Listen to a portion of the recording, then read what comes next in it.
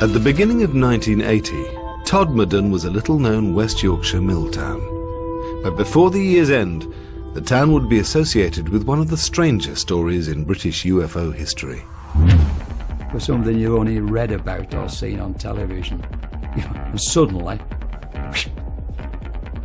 it's there. If you think of a double-decker bus sideways, that's how big it was. And he wasn't the sort of person that would suddenly say something, you know, that hadn't happened. So I believed him. I felt quite safe in the police car.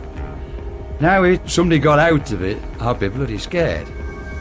The story of a young Yorkshire police officer's sighting of an unidentified object became headline news.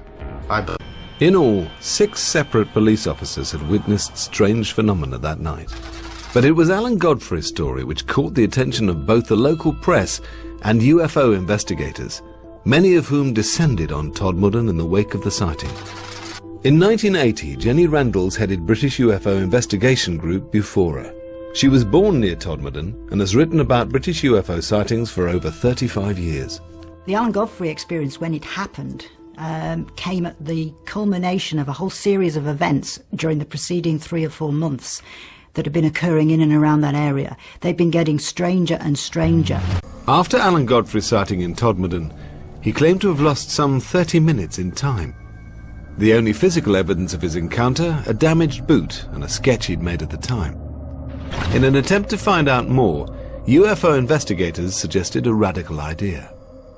They contacted me and asked me, would I be willing to go under hypnotic regression? I declined straight away. I wasn't sure, you know. I thought, what is hypnotic regression? The only hypnosis I'd ever seen was on television, on a stage, you know, where they make fun of you. Eventually, Alan Godfrey was persuaded to undergo hypnosis, which was conducted by 2 psychiatrists, Dr. Jaffe and Professor Blair. They wouldn't tell either of the psychiatrists what the subject matter was. They would only tell them that it was a policeman who they were going to try to regress to a certain time on a certain date to an incident that may or may not have happened. Mike Sachs, whose interest in UFOs had been sparked by his own experiences the previous year, was present at the sessions. The atmosphere in the room was absolutely electric as Alan is relating this series of events. All of a sudden, and under hypnosis, he goes and covers his eyes. And then somehow he's floating and he's taken into this room. I have no recollection whatsoever what went on during that hypnotic regression. Under hypnosis, Alan Godfrey's claims grew more bizarre. Not only had he witnessed a UFO, he'd also come into contact with alien beings. In UFO terminology, he had been abducted.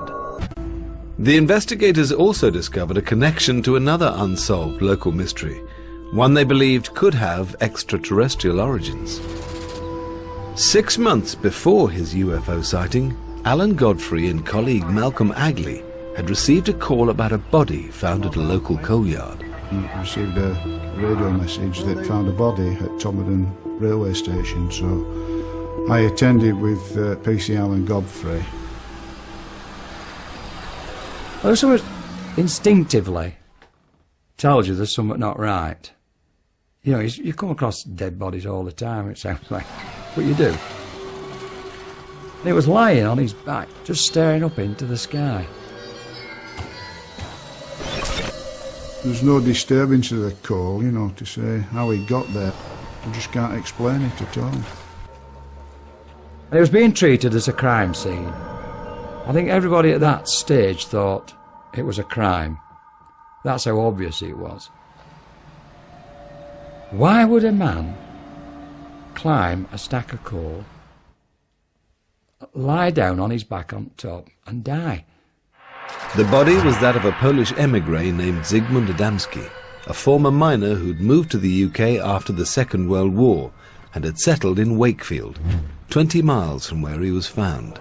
To me, I don't think he'd died there. I think he'd been put there. It looked to me as if he had anyway. The evidence was inconclusive. You'd expect if somebody had been lying on the belly or had climbed up the coal, it'd be covered in coal dust. It'd been raining, it'd stick to him like glue. There was no visual coal on him, on the front of him, anywhere. And either on his face or anything. And he had these black marks that transpired to be burn marks round the back of the head. And there was one at the nape of the neck here, like an open wound, like a blistering wound, and it had had an ointment applied to it.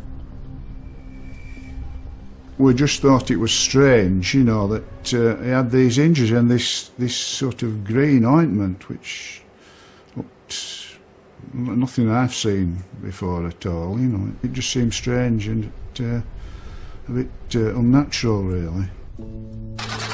Zygmunt Adamski had gone missing after a shopping trip.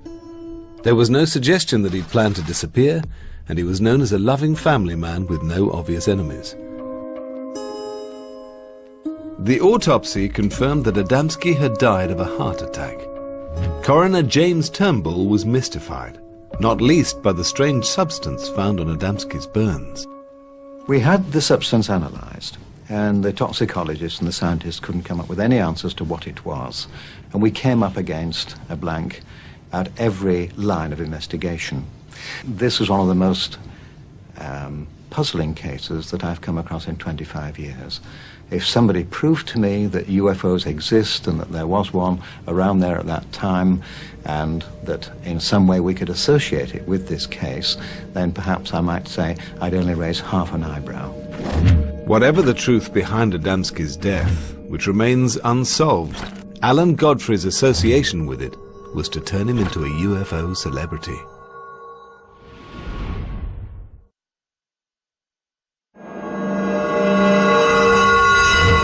In November 1980, PC Alan Godfrey had witnessed a mysterious object whilst on patrol in Todmorden. If I'd have got out of the car and thrown a brick at it, it would have gone clang. That's how real it was. Alan Godfrey was also connected to a mysterious death, which remains unsolved after almost 30 years.